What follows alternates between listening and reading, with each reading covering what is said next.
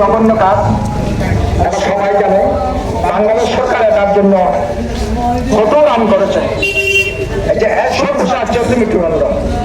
এক বড় দীর্ঘদিন থেকে আমাদের এখানে মানব পাচার করছে, মানুষকে যাচ্ছে অবৈধ পথে, ইটালি যাচ্ছে অবৈধ পথে,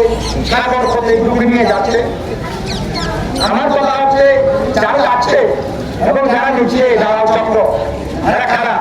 এরা আমাদের আমাদের আমাদের আত্মীয় স্বজন, আমাদের এলাকার লোক, এরা এখানে দালালি করে এই মানুষগুলোকে এই মসজিদের মতো সহজ সরল ছেলেদেরকে এরা বিপদে পরিচালিত করতেছে। মসজিদকে সবাই চিনে এখানে, সব একটা ভদ্র এবং অমায়িক মানুষ রয়েছে। এমন একজন ভদ্র ছেলেকে যে অকাল একটা মৃত্যু, আমরা জানি না মৃত্যু হয়েছে কিনা। যদি মৃত্যু না আল্লাহর কাছে আমরা ফরিয়াদ করি, উনি যেন সুস্থ হবে ফিরে আসছে, আমরা এখনো জানি না ওনার মৃত্যু হয়েছে কিনা। আর যদি মৃত্যু হয়ে যায় তাহলে আল্লাহর কাছে আমরা ফরিয়াদ করবো ওনার জন্য ব্যস্ত শিক্ষক। সাগরে ওনার এই করুণ অবস্থার কথা শুনতেছি, এটা কারা দায়ী এটা আমাদেরকে চিহ্নিত করতে হবে। যারা এই সমস্ত কাজ করতেছে, একটা মহিলা এখানে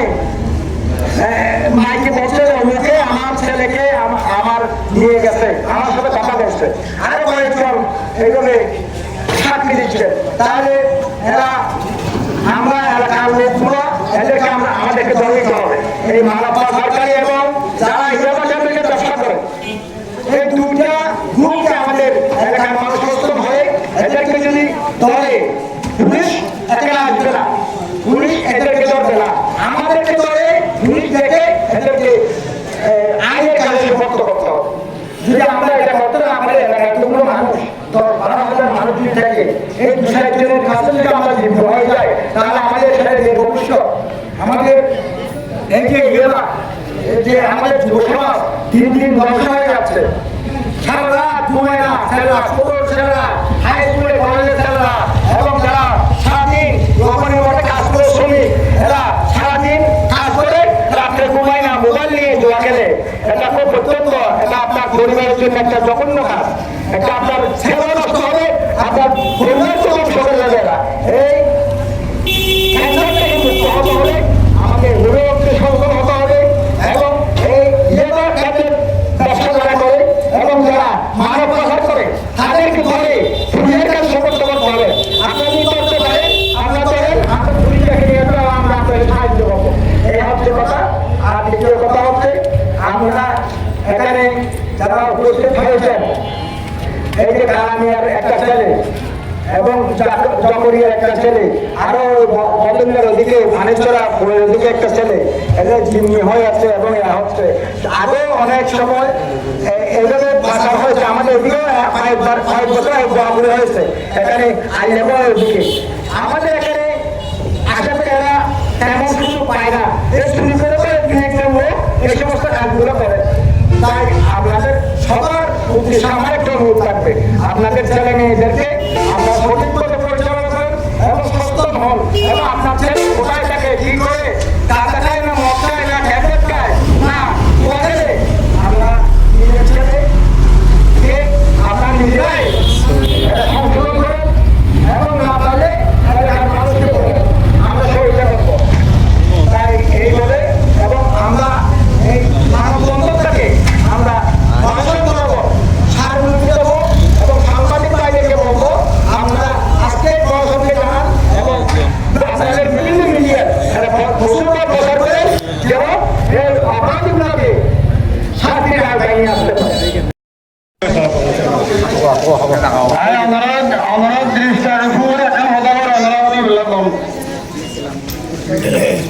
মানব পাচার এলাকার রোগ অবৈধ এখন বেদি মানব পাচার একার রোগ। মানব পাচার ব্যাপারে ইদানিং আজিয়া নয় আরো 10 বছর আগে অর্থাৎ মহেশখালী তথা সমগ্র বাংলাদেশত তারা ডিমান্ড করেছে মেঘনাথ, পুকুরিয়া, রাম, কক্সবাজার, কুতুবদিয়া যে সমস্ত এলাকা মাঝে দ্বীপাঞ্চলের আওতাভুক্ত, এটা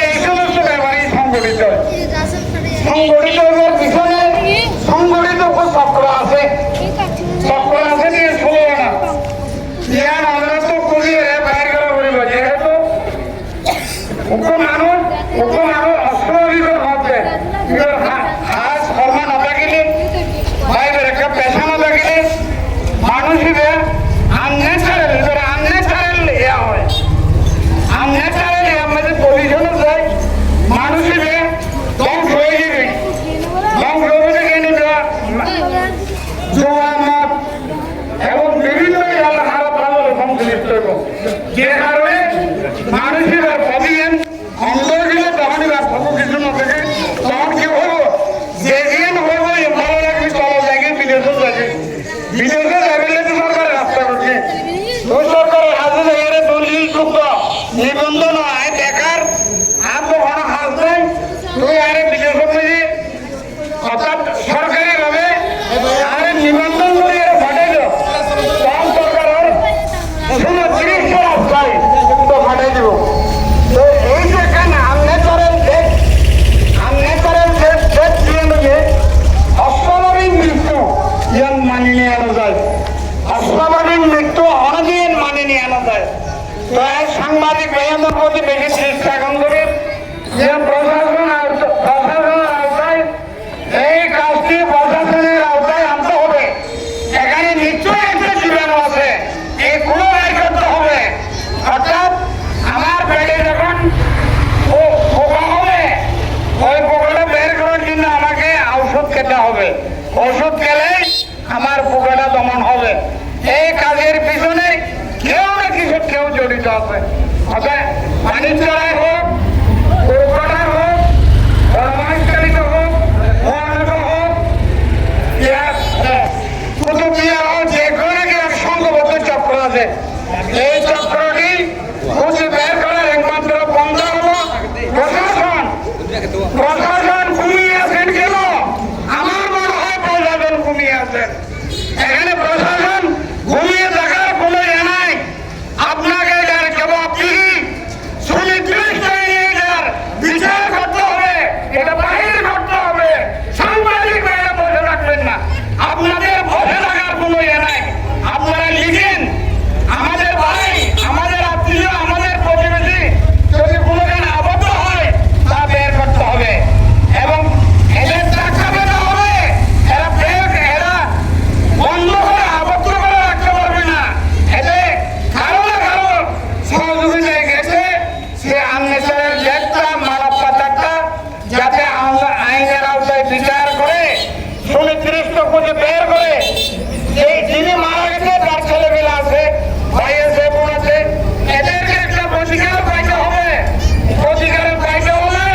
প্রশাসন আপনার কাছে ভালো মানব পাচারে আপনি ওই ভেবে এই বিষয়টা ইনক্লুড করেন আপনি এটা ইনক্লুড করে এটার পুরোটা বের করবেন আমাকে শান্তি হতে হবে যেই মারা গেছে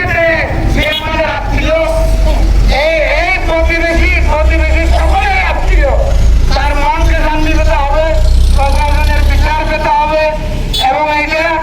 ব্যবহার পত্রিকায় ফলো করার জন্য আমি সাংবাদিক ভাইদের প্রতি একান্ত অনুরোধ জানাচ্ছি এলাকাবাসীর প্রতি আমি সুদৃষ্টি কামনা করে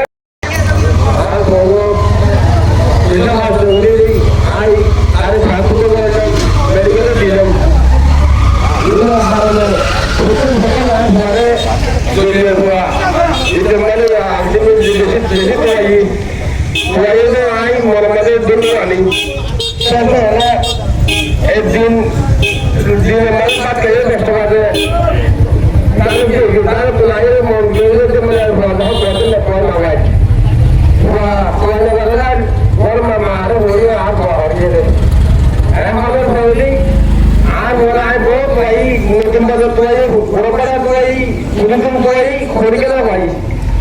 তো ইয়ার পরে আর ওরা আন্ন করে বলি আর ওরা বলে এখন আর ভগবত করে ঘরে গিয়ে যাই গেল তো আমি মরসুমে তো